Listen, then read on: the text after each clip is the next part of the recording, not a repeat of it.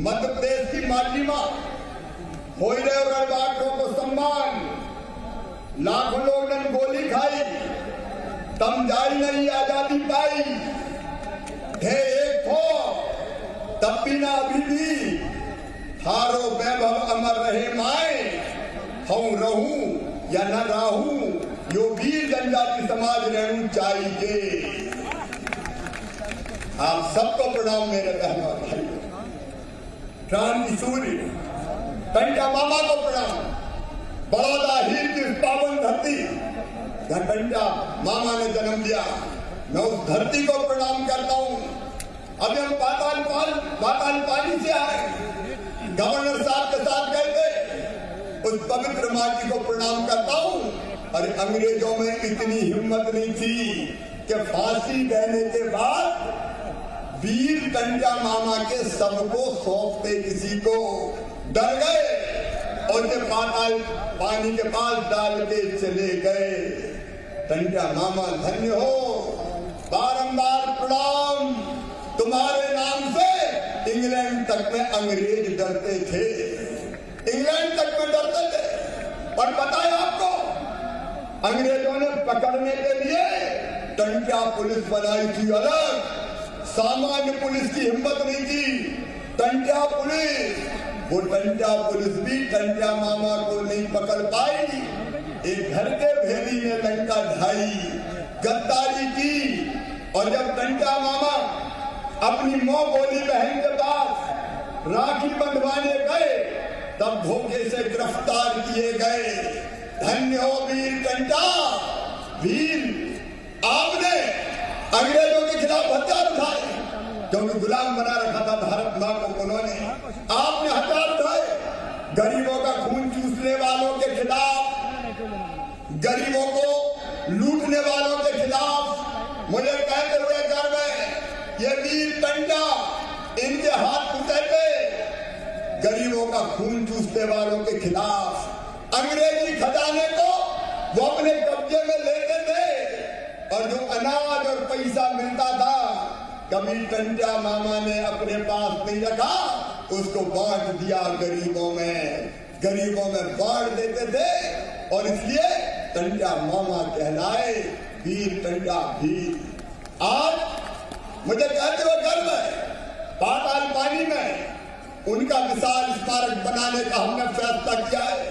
आज एक सवाल मैं पूछना चाहता हूँ, कांग्रेस के मित्रों से पूछना चाहता हूँ, उनको जवाब देना पड़ेगा।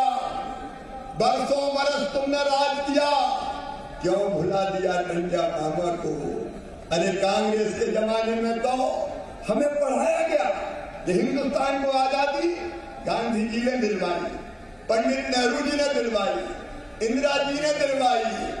कांग्रेसी भूल गए टंटा मामा को, कांग्रेसी भूल गए भीमा नायक को, कांग्रेसी भूल गए राजा शंकर शाह रघुनाथ शाह को, कांग्रेसी भूल गए भगवान बिरसा मुंडा को, कांग्रेसी भूल गए बादल भोई को, कांग्रेसी भूल गए राजा विभूति सिंह को।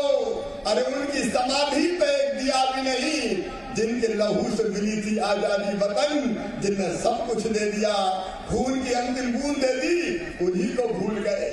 लेकिन आज मुझे कहते संतोष है, मैं माफी चाहता हूँ। आप धूप में बैठे, पसीना बहा रहे, ज्यादा तकलीफ तो नहीं हो रही? अरे ज्यादा परेशान तो नहीं हो? अरे हमने कोशिश की थी, महू में कितना बड़ा टेंट लगाया था, लेकिन पानी आ गया, प्रकृति परीक्षा ले रही है। लेकिन ये आदिवासी वीर घंटों से धूप में बैठे हैं। मैं तकलीफ के लिए माफी चाहता हूँ, लेकिन बैठे हैं टंटा मामा के स्मरण के लिए। आज मुझे मन में संतोष है कि वर्षों से जो वीर उपेक्षित थे, आज उनका सम्मान करने का मौका आया है। पूजे न गए शहीद, पूजे न गए शहीद, तो फिर ये मंत्र कौन अपनाएगा? तोपों के मुंह से कौन कर छातियां अपनी अड़ाएगा? चूमेगा फंदे कौन? गोलियां कौन वक्त पे खाएगा? अपने हाथों अपने मस्तक फिर आगे कौन बढ़ाएगा? पूजे न गए शहीद तो फिर ये बीज कहां से आएगा, धरती को मां कहकर माटी माथे से कौन लगाएगा। और ये टंटा मामा की और उनके सभी परिवार जनों की हर साल धूमधाम से ये बलिदान दिवस मनाया जाएगा। शहीदों की चिताओं पर लगेंगे हर बरस मेले। लेकिन मेरे बहनों और भाइयों, मैं केवल ये कहने नहीं आया कि बलिदान दिवस मनाया जाएगा। पीडी शर्मा ठीक कह रहे थे, अटल बिहारी वाजपेयी जी, उनने सबसे पहले केंद्र में भारतीय जनता पार्टी की सरकार ये तय किया कि आदिवासियों का अलग मंत्रालय होगा। कांग्रेसियों तुमको 50 साल में अलग मंत्रालय भी आदिवासी भाई बहन को नहीं दे पाए। ये अटल बिहारी वाजपेयी जिन्होंने तय किया कि वनाधिकार के पट्टे मेरे आदिवासी भाई बहनों के वर्षों से जमीन पे कब्जे थे, पट्टे नहीं थे। अटल जी ने तय किया वन भूमि के पट्टे दिए जाएंगे। पट्टा देने का अभियान उन्होंने प्रारंभ किया और हमारे प्रधानमंत्री जी का आज आभार प्रकट करना चाहता हूं। उन्होंने तय किया आजादी 75 के इस वर्ष में कि जनजातीय जननायकों की वीर गाथा को हिंदुस्तान के 130 करोड़ भारतीयों को बढ़ाया जाएगा, उन तक पहुंचाई जाएगी। और इसलिए उन्होंने आजादी में योगदान देने वाले ऐसे वीरों के लिए 15 नवंबर को भगवान बिरसा जी के जन्म दिवस पर जनजातीय गौरव दिवस मनाने का फैसला किया। एक बार ताली बजा के स्वागत कीजिए प्रधानमंत्री नरेंद्र मोदी जी का। मैं मोदी जी को इसलिए भी धन्यवाद देना चाहता हूं कि उन्होंने जनजातीय गौरव दिवस में भोपाल में पधारकर हमारी जिंदगी बदलने वाली योजनाओं को प्रारंभ किया।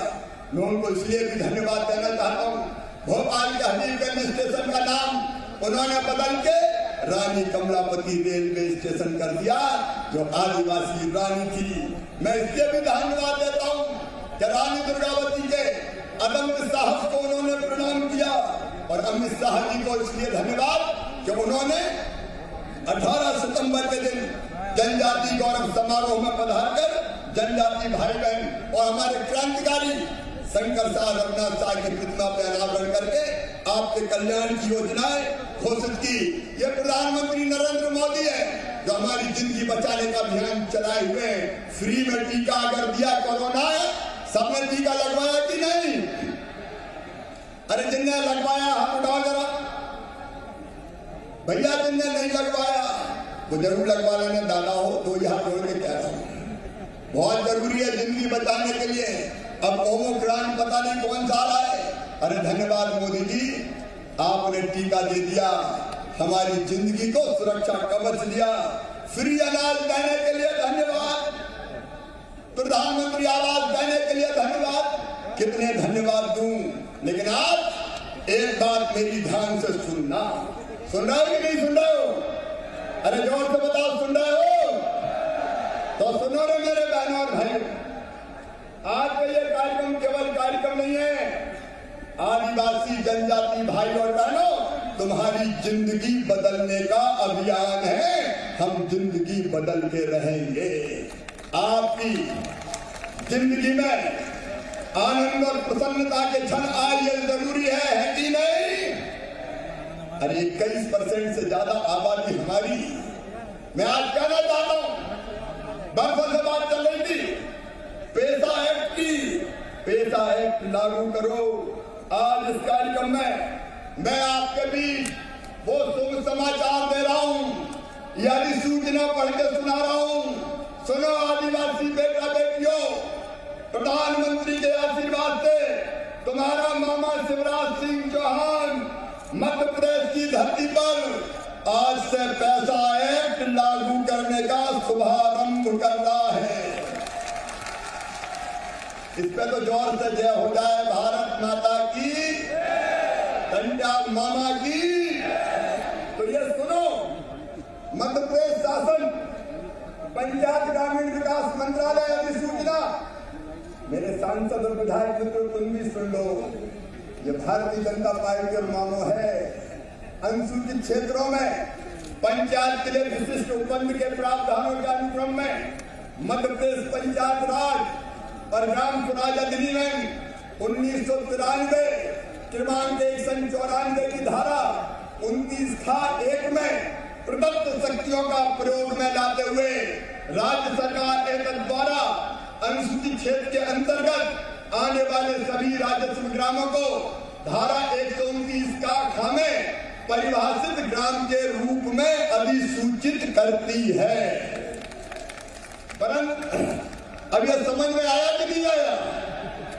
इसका मतलब है पेशा एक्ट के प्रावधानों के तहत अनुसूचित क्षेत्रों में ग्राम सभाओं को सशक्त बनाने का फैसला कर लिया गया है।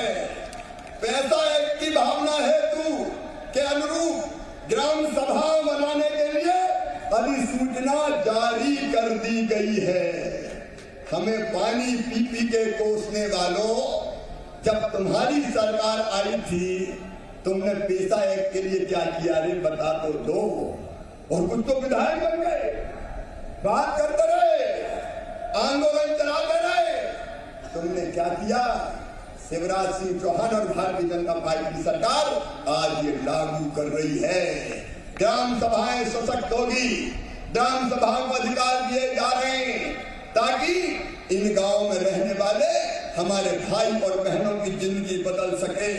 और केवल इतने नहीं मेरे बहनों और भाइयों, हमने पहले भी जो फैसले किए, एक पट्टा हमने 2,34,000 लोगों को दिए। आज फिर सुन लेना, कान खोल के सुन लेना। सुन रहे कि नहीं सुन रहे? अरे जोर से बताओ, सुन रहे कि नहीं? तो सुनो, ये पट्टा देना बंद नहीं होगा। कई भाई बहन अभी भी रह गए, कानून के चक्कर में उनको उलझा दिया गया। और इसलिए जिनके दिसंबर 2006 के पहले के कब्जे हैं, विजय शाह जी, उनको पट्टे मेरे मित्र दिए जाएंगे। मीना सिंह जी, विजय शाह जी, फिर से अभियान शुरू कर दो। कोई आदिवासी भाई बहन वंचित नहीं रहना चाहिए। बोले टंडा मामा की। और एक बात और, जितने भी हमारे गरीब आदिवासी भाई और बहनों पर कई पुराने छोटे मोटे मामले चल रहे थे, पुलिस के पास चक्कर लगाएं, अदालतों में जाएं, और उनमें से अनेकों मामले बहुत छोटे छोटे थे। मैं आज ये घोषणा कर रहा हूं कि आदिवासी भाई बहनों पे जो छोटे मोटे मामले चल रहे हैं, उन सबको वापस ले लिया जाएगा। बोलो ठीक है कि नहीं? अरे जोर से बोलो, मामो तो बात कर रहा हूं, ठीक है कि नहीं? चक्कर खत्म यार, कहां चक्कर लगाए अदालतों के? जितना कमाए उसी में चला जाए, ये नहीं होगा। मेरे बहनों और भाइयों, एक योजना और, कई जगह समस्या नहीं है, लेकिन कुछ जगह बड़ी बड़ी समस्या है। शहरों में, उसके आसपास ऐसे गांव जहां आदिवासी हमारे जनजाति भाई बहन कम संख्या में रहते हैं, एक घर में कई परिवार रह रहे हैं। और कई परिवार क्यों रह रहे हैं? पता चला कि दादाजी के 4 बेटे हो गए, उनकी बहुएं आ गई, उनकी बेटा बेटियों की शादी हो गए, उनके बेटा बेटियों की शादी हो गई, तो एक घर में 25-25, 30-30 रह रहे हैं। और इसलिए हमने तय किया है कि एक परिवार मतलब पति पत्नी और उसके बच्चे, अगर भाइयों के भी 4 परिवार रह रहे हैं तो 4 परिवार माने जाएंगे।